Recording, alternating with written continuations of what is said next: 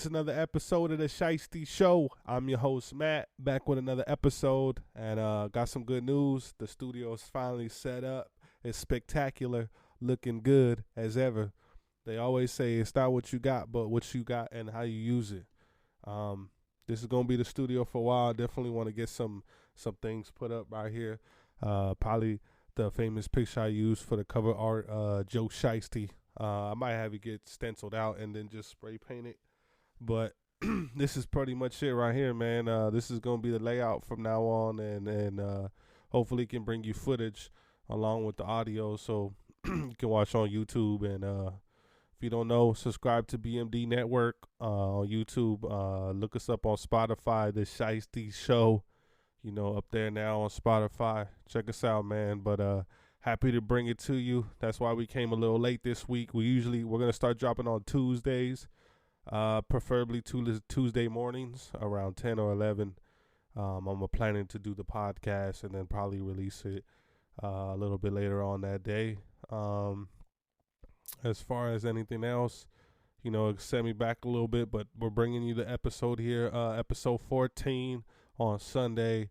Relaxing with the family, but definitely wanted to come and bring the podcast to you. So there's a couple things I've been wanting to touch on and speak my mind on, so I had to bring the podcast. This is episode 14. Welcome to the Shiesty Show. And if you don't know, I'm your host Matt. First thing I definitely wanted to talk about was the fight previously last Saturday night with David Benavidez and Caleb Plant. Man, what a great fight. I definitely think Caleb Plant was winning the first half of the fight. I'd say round 1 through 6. I definitely thought Caleb Plant held his own, did his thing, looked sharp, was sticking and moving, picked up some things he must have learned from fighting Canelo and getting that high level competition. He looked sharp. He was moving good.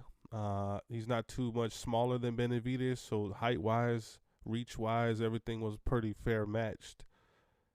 He looked good. 6 rounds, he was solid. He was sticking. He was moving. He was giving Benavidez a lot of problems in the beginning of the fight. And then we'll say 6 to 12. The end of not even 6, 7 to 12 is when Benavidez started to get it rolling, moving forward, heavier puncher. Some of those shots that Plant was absorbing in the first 6 rounds definitely just started to wear on him. You could tell. He wasn't sticking as moving as much. He wasn't really following behind the jab like he was in the first half of the fight. He did an excellent job at definitely counter punching, but like I said, once those heavy punches started to wear on him, and Benavidez didn't throw too many body shots, but when he did, he definitely was throwing power punches. I definitely, if I look up the numbers, I guarantee Benavidez probably had more of the power punches. He was looking to end the fight soon. He had Plant wobbled, Plant shaking up in a couple of those later rounds. You know, I think 9, and there was another later round, maybe 11. I want to say Plant was just holding on and trying to survive the round. Wasn't really throwing back many punches toward the end. Like I said, the heavier puncher, he was keeping it close, and when it really got tough toward the end, Plant really couldn't sustain the power anymore. Not to take anything away from Caleb Plant, I think he put up a great fight. He still puts his name up there as one of the top middleweights, super middleweights, I shall say. He definitely puts his name in there and will still be a top contender for anyone. I even give him, if he has a rematch, you know, you couldn't just say, oh, Benavidez, it's an easy fight. I definitely think Caleb Plant would still give Benavidez a run for his money. Canelo, maybe a different story. I think Canelo won that fight fairly easy, even though Plant did have him a little tricked in the beginning of the fight as well. I think 1 through 4, Plant was really sticking and moving, and like I said, once the power puncher got those body shots and heavy punches on, Canelo pretty much rolled him out into the end of the fight. Kind of here what happened with Benavidez. It took a little bit longer for Benavidez, even though Benavidez is bigger than Canelo.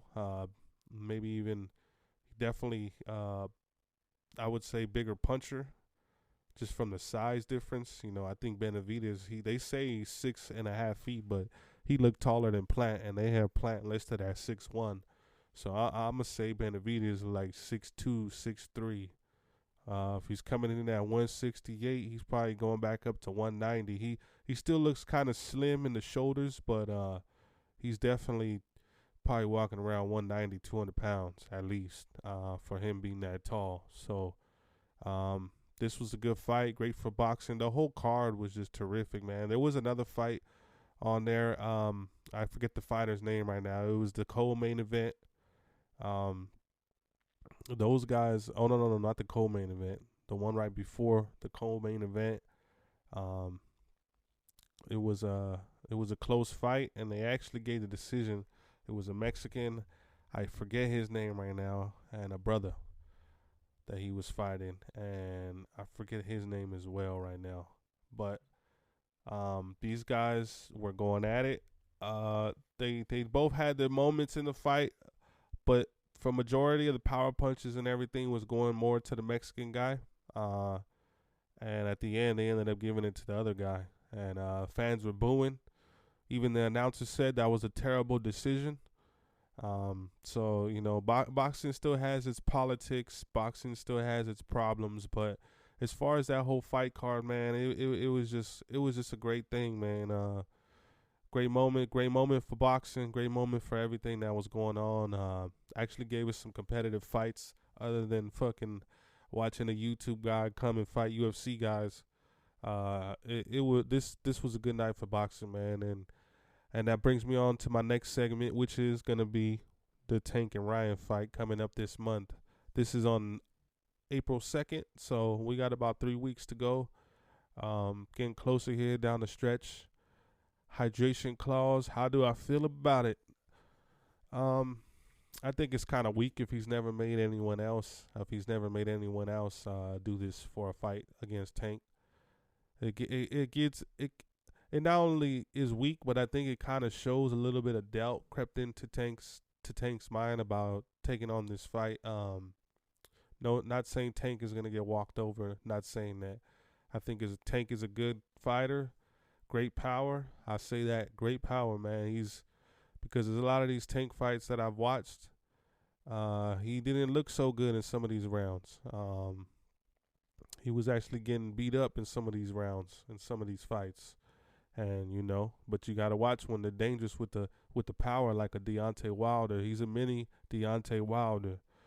You know, he might not be the most skill wise. He's still got good skill. Don't get me wrong. When he fought Cruz with the one hand, I get it, but that's boxing. You can't blame injuries. People get broken nose, broken fingers, but you know, he did show some skill.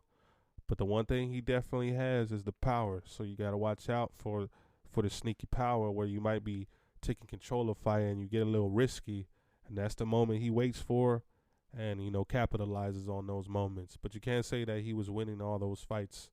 You know, still Cruz put up a great fight.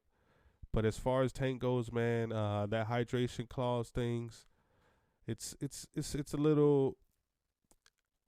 But this is boxing. This is the blueprint. You know, he comes behind Floyd. This is the blueprint Floyd had. Floyd had catch weights. He wouldn't go past a certain weight, which I get. Floyd's not the biggest guy, so I get that. But then it followed up with Canelo doing that for a long time. So Canelo didn't have to go up to fight middleweights like Triple G in his prime and like the David Lemieux in his prime. Canelo fought at a catch weight of 155. He made those guys get sucked up and come down, and that's a little bit more of an advantage for him. I think this is a little bit more of an advantage for Tank. But like I said, this is boxing. And when you're the top guy, I guess you can make stimulations like that. And it just, if you want to get paid and you want the fight, you got to follow through. So I give Ryan a lot of credit, man. When these fights were getting held up, a lot of people were blaming Ryan, this and that. But from what I see now, it kind of seems like Tank was the one maybe prolonging it with all these demands that he wants. And it's kind of coming and looking like that to me, personally. But as far as the fight goes, I still think it's going to be a great fight. people, regardless of what people say, they might think that I'm a Tank hater. I know some people out there, but I'm not a Tank hater. I just think that Tank is not what he's cracked up to be, and this is gonna be the fight that really shows who's who. Ryan is the same thing. You could say the same thing for Ryan. I'm not the biggest Ryan fan. I wasn't really. I thought his last fight when he fought the cab driver, he didn't really do much. But these are two guys that they say are top of their game, top of the game, in their prime, still young. I think Gervonta's 28, 29, around my age, and I believe Ryan is 24, 25, maybe somewhere in there. So both guys still young, still sharp, still doing their thing, and I think it's going to be a great fight. Like I said, I think it's going to decision. Even with Tank with the power, I think Ryan, being his size, even though he did get knocked down by Luke Campbell, I don't think he's going to go in there and be reckless like that, and try to avoid that power at all costs, but still be sharp. And I'm gonna give Ryan the edge on points in the decision. That's the opinion of the Shiesty Show here, and what we call it now, Ryan by decision. That's gonna be a great fight, though, man. Can't wait for that. I'm glad that boxing is bringing us these fights. I hope that this snowballs into Terrence and Errol Spence, seeing how much money this generates. Because this, regardless of what you think about either fighter, Tank and Ryan are gonna make a lot of money. A lot of money, man. And regardless of how you feel, they're going to be able to provide and give the best life to their family, and you can't hate on that. So I think that Errol Spence and Terrence Crawford are going to see what this generates, see the stadium packed. They're going to be there. They're going to be there. And hopefully we can make that fight happen, because there's a lot of money to be made with.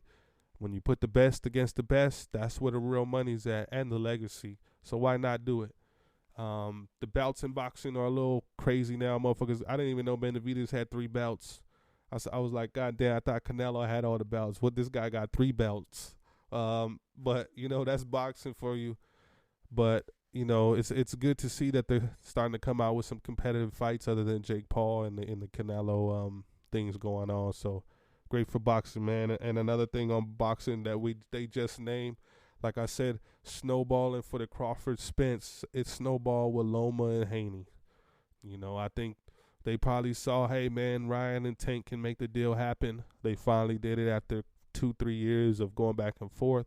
If they can make it happen, let's make it happen. And I think Loma's still at the top of his game. He's a little older, mid-30s. Haney's, coming into his own, young cat. I believe Haney's really young, though. I think he's in his 23, 24, I want to say, somewhere around that range. So, but that's still going to be a great fight. I think Loma's not past his prime. I don't think it'll be a dud. I think this is going to be another great one. I got Haney, man. Haney just reminds me of a young Mayweather. Like when Mayweather was in there, like sticking and moving and ducking and dodging, but still going up against the best, like De La Hoya. Well, he fought De La Hoya more at the end. But when he took down Gotti, when he took down Madonna, he was still sharp. When he took down Zab, even though they say Zab should have won that fight, but Mayweather was definitely not running when he fought Castillo twice. That young Mayweather, man, the stick and move in defense, but to still be aggressive. That's the young Mayweather to me, and that's the Mayweather that I like the most. If you're going to talk about Mayweather, I didn't really like Mayweather toward the end of his career. And that's not me just being a hater. I think for me it was more Mayweather did it for business. Can't fault him. Like I said, with the Tank Ryan, both guys made a lot of money. Floyd made definitely a lot of money in this boxing game, so you can't hate on it. But as far as the Floyd I think about, I like Pretty Boy Floyd.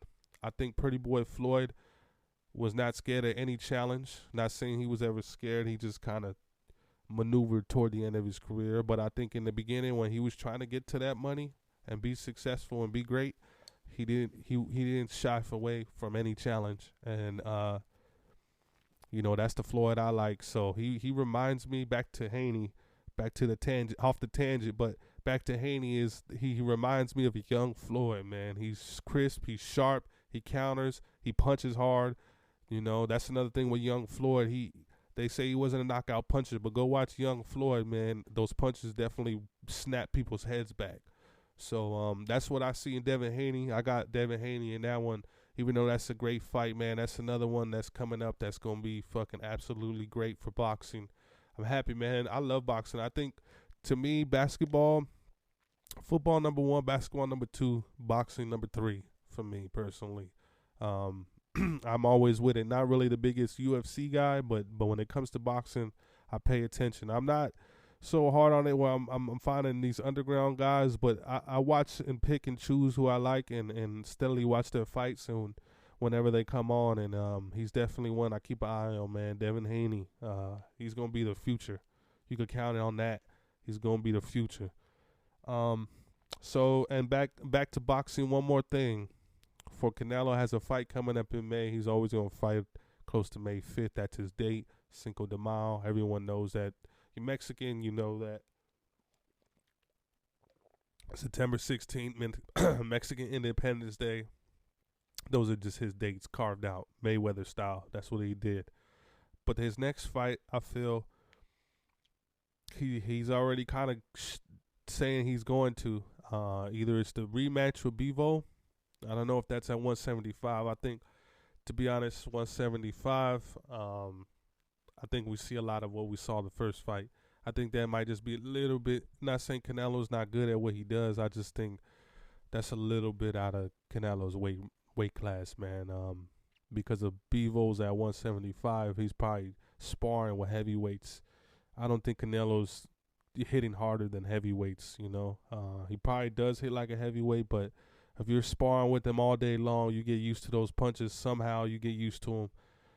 Like I said, Bivol didn't look like he was really bothered by the power, like most people are when they start feeling Canelo and the pressure. So I don't see that fight really happening unless he can talk Bivol, because Canelo is still the money man. Don't get it twisted. Canelo is the money man in boxing.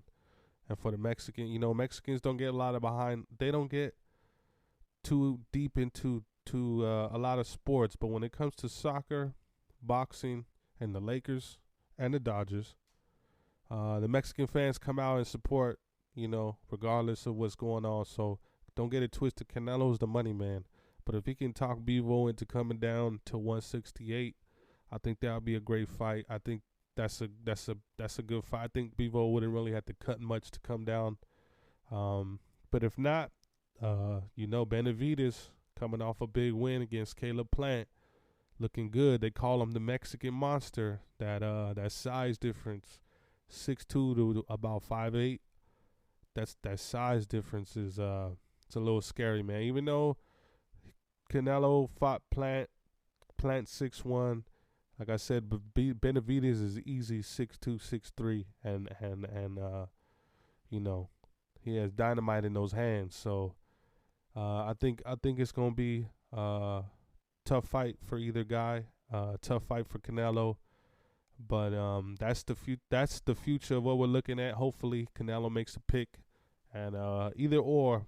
I'm not the biggest Canelo fan, but if he chooses either one of these guys, then definitely Canelo you got to put as number one. Got to put him as number one. Just the fact that he's not running from the challenges. The one gripe I've always had with Canelo is I always felt he made Triple G chase him down, and time got the best of that. But as far as now and the future and what he's doing now, he's still biggest man in boxing, biggest promotion in boxing possibly, and he's about his bread. But you know what? He's taking on the challenges, man. And if he takes on Benavidez or Bivol, I'm not mad at either or. That's a great fight, great for his legacy, like you said. And man, that's something to tip your hat to, because in boxing, it seems like a lot of things get mixed up in business and fights don't happen and then the fans lose out. So, but I will say this, just like I'm giving Canelo praise, now if he comes back and chooses to fight another not saying this guy he's fighting in May is a no-name guy. I've actually heard he's pretty good from sources of mine. But if he comes back and he fights someone on a lesser talent level, then I don't respect it, man. And that's what's wrong with boxing. So I just hope that Canelo is true to what he's saying and he's doing it for legacy, and we see one of those fights because that'd be great for boxing. But off the boxing tip, we on some basketball. Some basketball. No, you know what? Let's go to some NFL news first. Lamar Jackson requested a trade from Baltimore. You could probably say this was gonna come down the pipeline. Now that the rumor is they're about 100 million apart on the deal. So we're gonna see what happens. Will they trade him? I think they're gonna try to hold on to him as long as they can. But if they do trade him, you definitely gonna get a king's ransom for a former NFL MVP of the league. So that should be big time for the Ravens. Regardless of what they do, they trade him or they keep him. Man, I don't see why you don't keep him. He's one of the best in the game. Hold on here 1 second. Let me check something real quick. My audio technical difficulties. Hold on, give me a second here.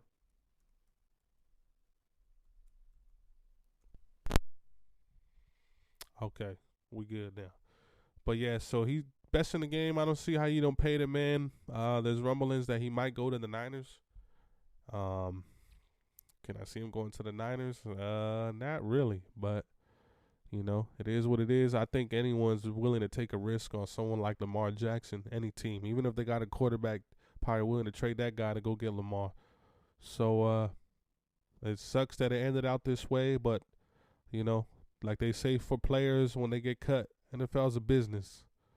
He's making the best business move for him and his family. Can't fault the man. Lamar, you still the man.